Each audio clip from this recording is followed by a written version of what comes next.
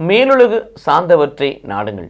இதை இயேசு கிறிஸ்துவுக்குள் பிரியமான என் சகோதர சகோதரிகளே, இந்த நிமிட நச்சதிக்கு இயேசுவின் நாமத்தில் நான் உங்களை அன்போடு அழைக்கிறேன். மேலுலகு உள்ளவற்றை சார்ந்து நாடுங்கள். இந்த உலகத்தில் வாழ்கிறோம். இந்த உலகத்தை வாழுகின்ற போது எதை நாடக்கூடியவர்களாக இருக்க வேண்டும்? கீழ் உலகு சார்ந்தவற்றை அல்ல, மேலுலகு சார்ந்தவற்றை நாம் நாட வேண்டும். அப்படி மேலேந்து வரக்கூடியதான் மேலுலகத்துக்குரியது. மேலிருந்து வானத்திலிருந்து எவையெல்லாம் பூமிக்கு வருகிறதோ அவை மேலுலகுக்குரியது, வானத்துக்குரியது. ஆக அவற்றை நாட வேண்டும் என்று பவுலடியார் சொல்கிறார்.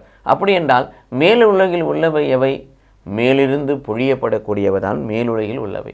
2 கொரிந்தியர் 13:13 வாசிப்பது போல, ஆண்டவராகிய இயேசு கிறிஸ்துவின் அருள், கடவுளுடைய அன்பு, பசுத்தாவுடைய நட்புறவு, இதுதான் மேலுலகில் உள்ளவை. ஆகவே ஆண்டவராகிய அருளினால் நிரப்பப்படுவோம், அவர் அன்பினால் நாம் ஆளப்படுவோம், பரிசுத்தாவின் நட்புறவோடு ஐக்கியப்படுவோம். இத்தகைய அனுபவத்தை பெற்றுக்கொண்ட மகளாய் நீங்களான வாழ்வோம் என்று சொன்னால் நாம் மேலுலகில் உள்ளவற்றை நாடக்கூடியவர்கள், அதை நாடி சொந்தமாக்கி கொண்ட பிள்ளைகளாய் மாறிவிடுகிறோம். அத்தகைய அனுபவத்தை பெற்றுக்கொள்ள நாம் மேலுலகில் உள்ளவற்றை நாடுவோம். கடவுள் நம்மை ஆசீர்வதிப்பாராக. ஆமென்.